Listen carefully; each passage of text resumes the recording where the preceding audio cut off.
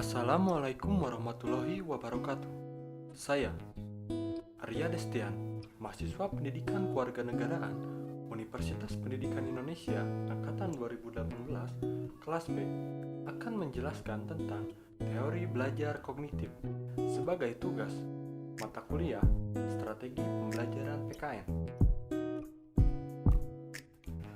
Kognitif berasal dari bahasa Inggris, yaitu cognitive, yang bermakna mengerti atau pengertian. Diartikan secara luas bahwa cognition atau kognisi adalah perolehan pengetahuan, penataan, dan penggunaannya. Kalau arti secara umumnya adalah kemampuan intelektual yang terdiri dari beberapa tahap, mulai dari knowledge atau pengetahuan, comprehension atau pemahaman, application penerapan, analisis, sintesis, sampai evaluation. Ada juga yang mengartikan kognitif sebagai kemampuan untuk mengembangkan rasional atau akal. Pembelajaran bagi aliran kognitif dipandang bukan hanya sekedar mendapatkan stimulus dan menghasilkan respon yang mekanistik, tetapi pembelajaran juga melibatkan kondisi mental di dalam individu. Pembelajaran yang berhubungan dengan persepsi, perhatian, motivasi, dan lain-lain, sehingga belajar dipahami sebagai suatu proses mental yang aktif dalam memperoleh, mengingat, dan menunjukkan ke dalam perilaku. Perilaku yang nampak tidak dapat diamati dan diukur apabila tidak melibatkan proses mental seperti kesadaran, motivasi, keyakinan, dan proses mental lainnya.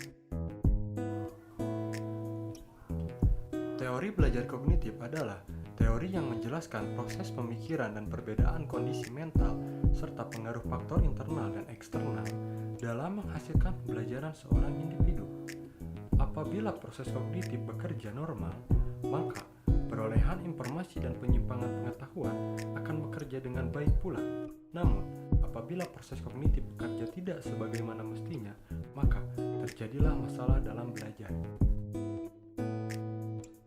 Pada diskusi yang telah kami laksanakan dalam pembelajaran daring, salah satu mahasiswa menanyakan bagaimana penerapan dari teori belajar kognitif ini sehingga penerapannya menjadi maksimal dan bermakna bagi siswa tersebut.